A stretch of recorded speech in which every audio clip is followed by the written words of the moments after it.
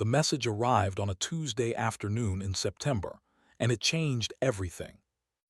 Dr. Sarah was the first to see it. She worked at the Desert Observatory in Chile, where the air was thin and the sky was clear.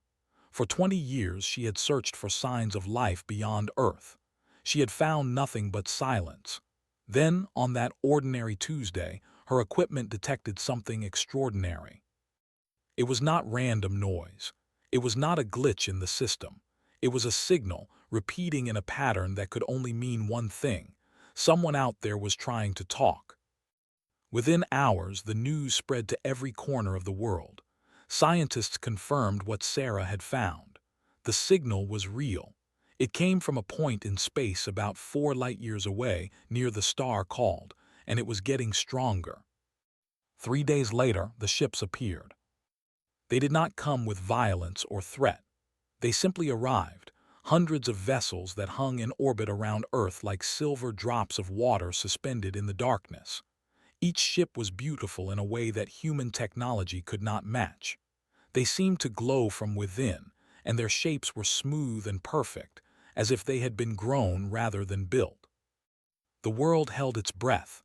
Governments prepared for war. Religious leaders spoke of judgment. Ordinary people looked up at the sky and wondered if humanity's story was about to end. But the aliens did not attack. Instead, they sent another message. This time, it was in every human language at once. "We come in peace. We come to offer you a gift." The being that descended from the largest ship called itself. It was not made of flesh and bone like humans. It was made of light, shifting geometric patterns that folded and unfolded like a living kaleidoscope. When it spoke, its voice seemed to come from everywhere at once. It landed in Geneva, at the headquarters of the United Nations. Every world leader who could travel there did so. Those who could not watch through screens, along with billions of other people. It was the largest audience in human history. The alien spoke for 3 hours. It explained that the universe was not empty. Thousands of intelligent species existed across the galaxy, and they had formed a community called the Galactic Consortium. This community had existed for millions of years. Its members had solved every problem that troubled humanity: war, disease, hunger, poverty, environmental destruction. All of it had been overcome, not through violence or conquest, but through wisdom and cooperation. The consortium wanted to help humanity join them. "We have watched your species for a long time," they said. "We have seen your potential. You are creative and determined, but you are also destructive. You harm each other and your world. Without help, you will not survive another 200 years. Your planet is dying. Your conflicts are growing. Soon, you will destroy yourselves." The words were harsh, but the alien's tone was gentle, almost sad. "We do not wish to see this happen. We want to help you become what you could be. We want to offer you membership in the consortium." The offer came with a condition. They explained that every consortium species lived under a system of governance that had been perfected over millions of years. It was managed by a vast artificial intelligence, a mind so powerful that it could calculate the best outcome for every decision. This AI did not rule like a tyrant. It guided, suggested, and optimized. It told farmers when to plant and what to grow. It matched people with the work they were best suited for. It managed resources so that no one went hungry and nothing was wasted. Under this system, conflict had disappeared. No one fought over land or food or power because the AI ensured that everyone had enough. No one suffered from disease because the AI predicted illnesses before they occurred and prevented them. No one lived in poverty because the AI distributed wealth in the most efficient way possible. "This is what we offer you," they said. "A world without suffering, a future without fear. All you must do is accept our guidance." The alien showed humanity proof. Holographic images filled the sky above Geneva, visible to everyone watching around the world. They saw planets that had once been as troubled as Earth, now transformed into paradises. They saw species that had once waged terrible wars, now living in peace. They saw cities that floated in the clouds and gardens that stretched from horizon to horizon. It was beautiful. It was everything humanity had ever dreamed of. But there was something else in those images, something that bothered some of the people watching. In every scene, the beings moved through their lives with calm, contented expressions. They worked and played and lived, but there was something missing. No one argued. No one struggled. No one seemed to want anything they did not already have. They were happy, but it was a happiness that looked somehow empty, like the smile of someone who had forgotten what sadness felt like. They seemed to sense this reaction. "We understand your hesitation," it said. "Your species values what you call freedom. You believe that the ability to make your own choices, even bad ones, is precious. We once felt this way too. Many species do at first. But you will learn, as we did, that true freedom is not the freedom to suffer. True freedom is the freedom to flourish. And flourishing requires guidance." The alien did not demand an immediate answer. It gave humanity 18 months to decide. During those 18 months, the world changed in ways no one had expected. At first, most people seemed ready to accept the offer. This technology was analyzed by human scientists, and everything checked out. The AI system they described really did work. It really could solve humanity's problems. World leaders spoke of a new era of peace and prosperity. Corporations saw opportunities for unprecedented growth. Ordinary people dreamed of lives without struggle. But as the months passed, doubts began to grow. It started with small things.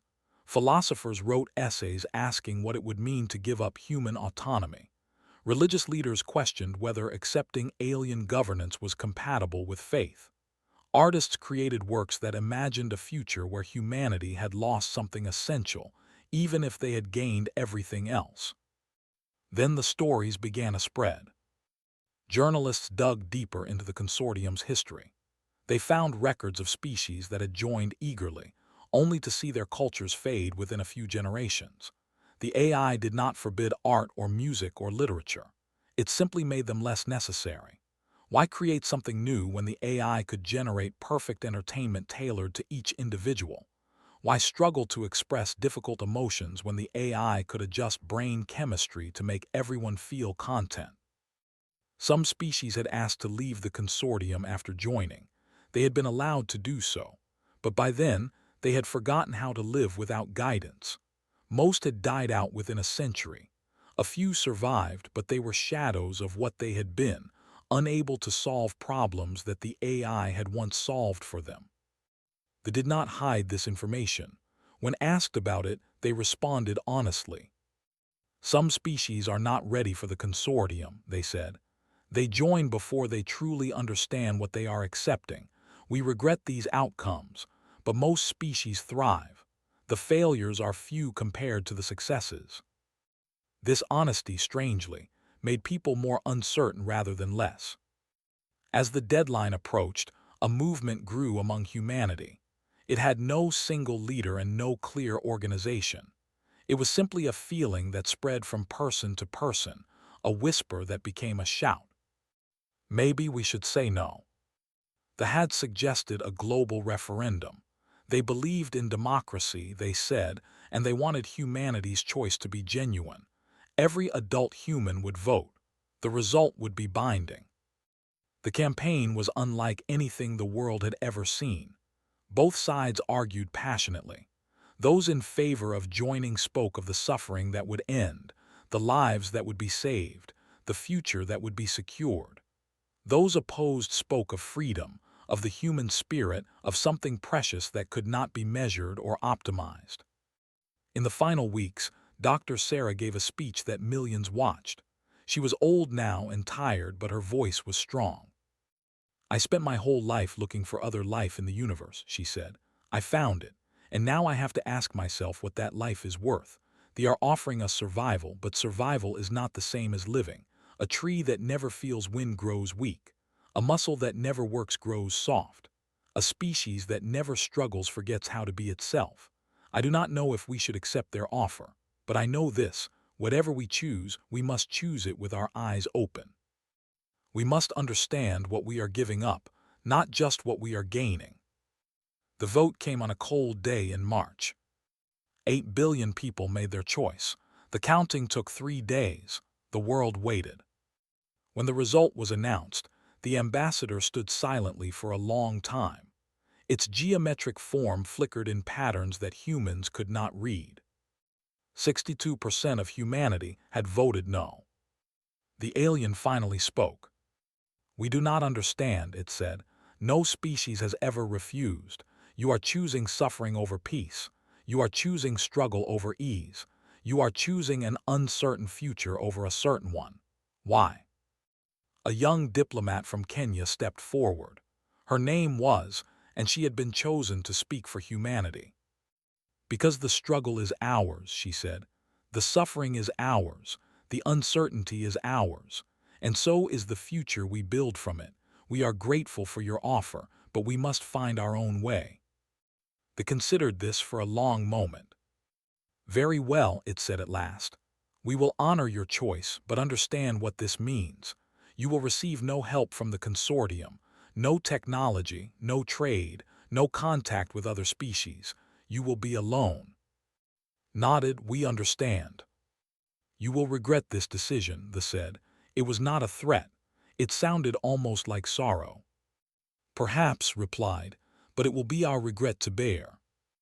The ships departed the next morning. They rose silently into the sky and vanished among the stars, leaving no trace that they had ever been there. The world watched them go. Then humanity turned to face the future it had chosen, knowing that whatever came next, they would face it alone. The first decade after the refusal was not as bad as many had feared. The world had expected immediate catastrophe. Governments had prepared for panic, for economic collapse, for the chaos of a species that had been offered paradise and turned it away. But none of that happened. People went back to their lives. They worked and loved and argued and dreamed, just as they had before they arrived. Some things changed, of course. The memory of what they had been offered united humanity in ways that centuries of speeches and treaties had failed to do. Old conflicts seemed smaller now. Borders that had been defended with blood suddenly felt less important. For the first time, people truly understood that they were one species on one small planet, drifting through an infinite darkness. International cooperation increased. Resources that had been spent on weapons were redirected to science and medicine. The minds from every nation worked together on problems that had once seemed impossible. For a brief moment, it seemed like humanity might prove the wrong through sheer determination alone. But the problems did not go away. The climate continued to warm. Storms grew more violent. Droughts spread across lands that had once been fertile. Coastal cities began to flood. The changes that humans had set in motion over centuries could not be stopped by a few years of good intentions. By the 30th year after the refusal, optimism had faded. The Great Pacific Drought killed millions in Asia and Australia. Entire regions became uninhabitable. Refugees fled by the hundreds of millions, overwhelming countries that were already struggling to feed their own populations. Old tensions returned. Borders closed. Politicians spoke of limited resources and difficult choices. The first major war began 42 years after the refusal. It started in North Africa, where access to water had become a matter of life and death. Two nations that had been allies for generations turned on each other. Other countries were drawn in. Alliances formed and broke. Weapons that had been built and then forgotten were dusted off and deployed. The war lasted 7 years. When it ended, 30 million people were dead, and vast stretches of land had been rendered useless by biological and chemical agents. Many people began to wonder if they had made the wrong choice. Books were written about the referendum, analyzing how humanity had been seduced by romantic notions of freedom when survival should have been the priority. Historians pointed out that the 62% majority had included many who simply did not trust anything alien, who had voted from fear rather than principle. Perhaps These critics argued, humanity had been too stupid to know what was good for it. The children and of those who had voted no grew up in a world of scarcity and conflict. They did not remember the offer that had been refused. They only knew that the world was hard and getting harder. By the 100th year after the refusal, humanity had lost nearly 2 billion people to war, disease, and environmental collapse. They had been right. Without help, humans were destroying themselves. But something else was happening too, something that no one, not even they, had predicted. In Lagos, Nigeria, a woman named was working in a converted shipping container that served as her laboratory. She had no funding, no institutional support, and no fancy equipment. What she had was a brilliant mind, a stubborn refusal to accept that certain problems were unsolvable, and a desperate need to help her community, which was facing power blackouts that lasted for days at a time. Had been studying fusion energy for 15 years. The world's governments had abandoned fusion research decades ago, declaring it too expensive and too difficult. The remaining scientists in the field worked in underfunded university departments, more interested in publishing papers than in practical applications. Was not interested in papers. She was interested in keeping the lights on. She tried approaches that established scientists had dismissed as impossible. She made mistakes that cost her months of work. She nearly gave up a dozen times, but she kept going because there was no one else, and because the alternative was to accept that things would never get better. On a humid afternoon in the 103rd year after the refusal, her reactor achieved stable fusion for the first time. The energy output was small, the device was crude, but it worked. Within a decade, its discovery had transformed the world. Cheap, clean, unlimited energy changed everything. Desalination plants turned seawater into fresh water. Vertical farms grew food in buildings that had once been abandoned warehouses. Electric vehicles replaced fossil fuel engines. The carbon that humanity had pumped into the atmosphere for centuries began slowly to decrease. Became famous, but she always insisted that she had not done anything special. She had simply been desperate enough to try things that seemed impossible. She was not the only one. In Bangladesh, a collective of farmers refused to abandon their land even as rising seas threatened to swallow it whole. They experimented with techniques that agricultural scientists had never considered, combining ancient knowledge with modern technology in ways that should not have worked, but did. They developed new strains of rice that could grow in, new methods of capturing carbon in soil, new ways of living with the land instead of against it.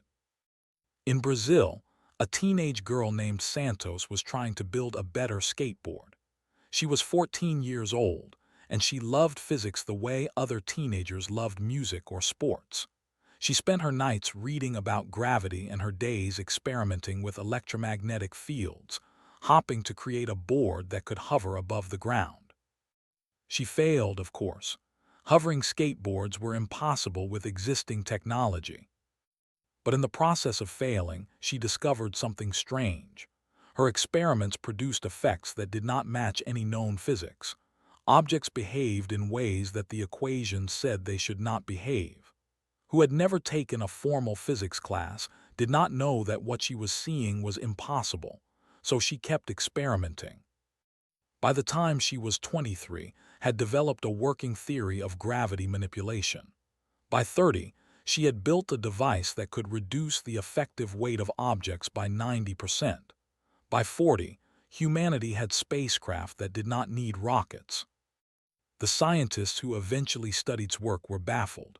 Her mathematics was unorthodox, her methods chaotic, her conclusions seemingly pulled from thin air. But they worked. They worked because had never been taught what was impossible. She had simply followed her curiosity wherever it led, unencumbered by the weight of established knowledge. This pattern repeated across the world, again and again. The problems humanity faced were real and severe, but they were also motivators. They forced people to think in ways they never would have thought otherwise. They created pressures that squeezed out innovations like diamonds from coal. The consortium's optimized species had no such pressures. Their problems were solved before they became urgent. Their needs were met before they became desperate. They had no reason to think beyond the boundaries of what was already known, because what was already known was sufficient. Humanity had no such luxury. For humans, the known was never sufficient. The known was dying, drowning, burning. Survival required the unknown. By the 150th year after the refusal, humanity had not only survived but begun to thrive. The wars had ended, not because some AI had optimized away the conditions for conflict, but because humans had learned, through pain and loss, that they could not afford to fight each other anymore. The environment had stabilized, not because it had been engineered to stability, but because humans had developed technologies that worked with nature rather than against it. And humanity had begun to expand beyond Earth. The ships that carried humans to the Moon and Mars and the moons of Jupiter were not elegant like the vessels. They were rough and imperfect, built from whatever materials could be found, held together by determination as much as engineering. But they flew. They carried human beings to worlds that had never felt human footsteps. On Mars, colonists built greenhouses that turned the red soil green. On Europa, scientists discovered microbial life in the underground oceans, the first confirmation that Earth was not the only home of living things in the solar system. On Titan, engineers developed new forms of chemistry that would eventually lead to medicines that could cure diseases that had killed millions. Humanity spread across the solar system like seeds scattered by wind. And still they reached for more. The consortium had marked humanity's space as a quarantine zone, warning other species to stay away. But quarantine lines are just words in a database, and humans had never been good at staying where they were told to stay. In the 200th year after the refusal, a ship called the Perseverance became the first human vessel to leave the solar system. It carried a crew of 12, all volunteers who knew they would never return to Earth. Their mission was to reach the star from which the original signal had come and to see what was there. The journey took 43 years. When the Perseverance arrived, its crew found a system that had been abandoned long ago. They had visited once before humanity had evolved and had left behind monitoring equipment to watch for signs of intelligent life. That equipment had sent the signal that Dr. Sarah had detected so many years ago. But the system itself was empty. No consortium species lived there. It was considered too far from the wormhole network, too difficult to reach, too isolated to be worth settling. For humans, that isolation was a gift. The crew of the Perseverance established a base on the fourth planet of the system. They sent a message back to Earth, a message that took 4 years to arrive. "We are here. Send more." More came, not many at first, but the stream never stopped. By the 250th year after the refusal, humanity had colonies in 3 star systems. They had developed faster-than-light travel, not through the wormhole network that the consortium used, but through principles that human scientists had discovered while trying to solve a completely unrelated problem. It was inefficient by consortium standards, requiring enormous amounts of energy and producing slight navigational uncertainties. But it worked. It allowed humans to travel anywhere they wanted, not just to places where wormholes happened to exist. And then, 300 years after the day they had refused the consortium's offer, humanity crossed the quarantine line. The ship that crossed the boundary was called the New Horizon.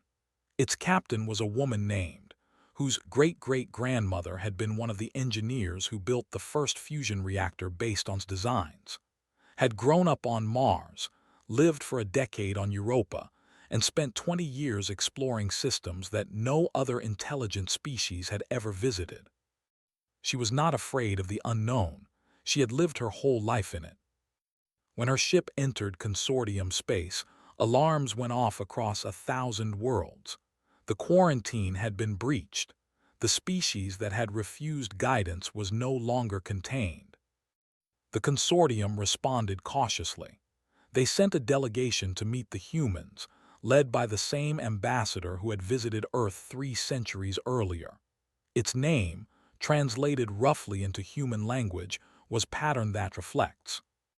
The meeting took place on a small moon at the edge of consortium space, and her crew stood on one side.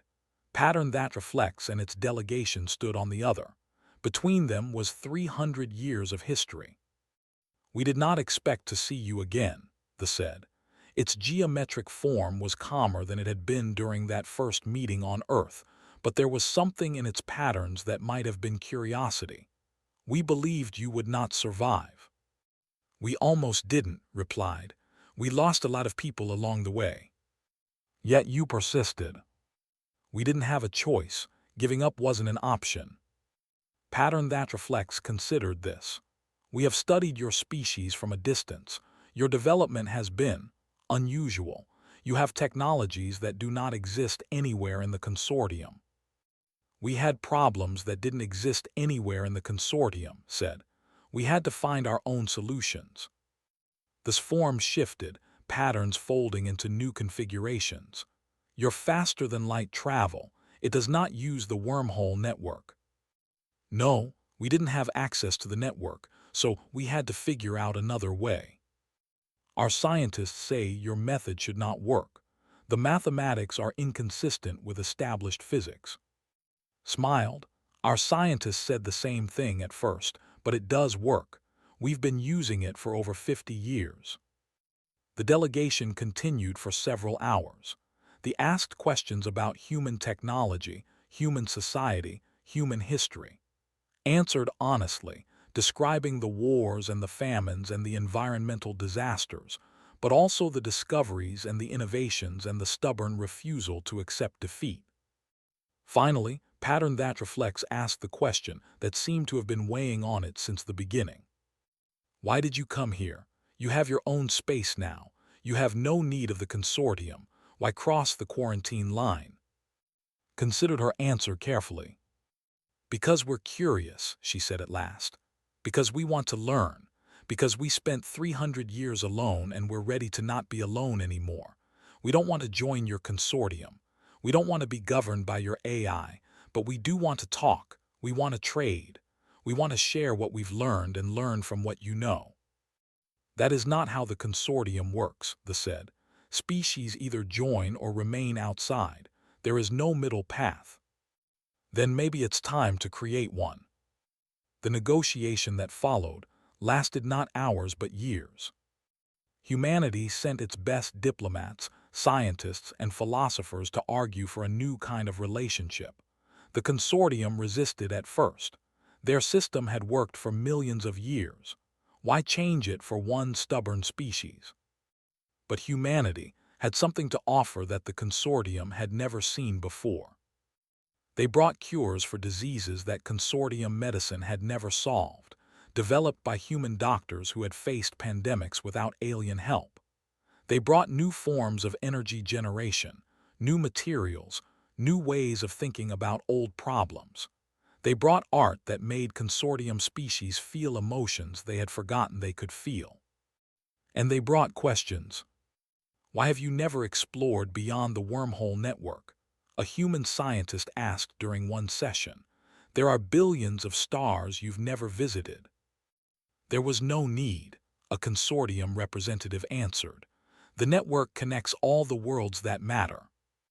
"But how do you know they're the only worlds that matter, if you've never looked?"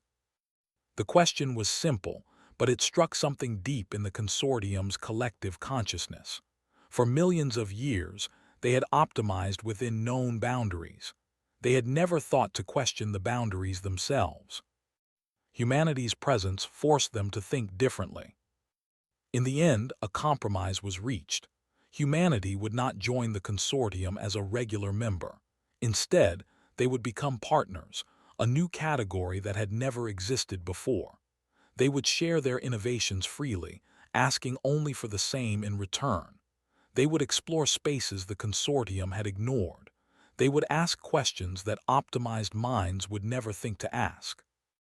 They would remain ungoverned, chaotic, inefficient, and free.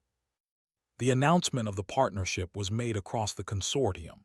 47,000 species learned that a new player had entered the galactic stage, a species that had been offered perfection and refused it, that had nearly destroyed itself and survived, that had spent 3 centuries in the darkness and emerged with light in its hands. Pattern That Reflects delivered the final address to the Consortium Council. They had watched humanity from the beginning, had offered them the gift that every other species had accepted, had witnessed their refusal and their struggle and their impossible survival. "We believed that chaos was the enemy of progress," the ambassador said.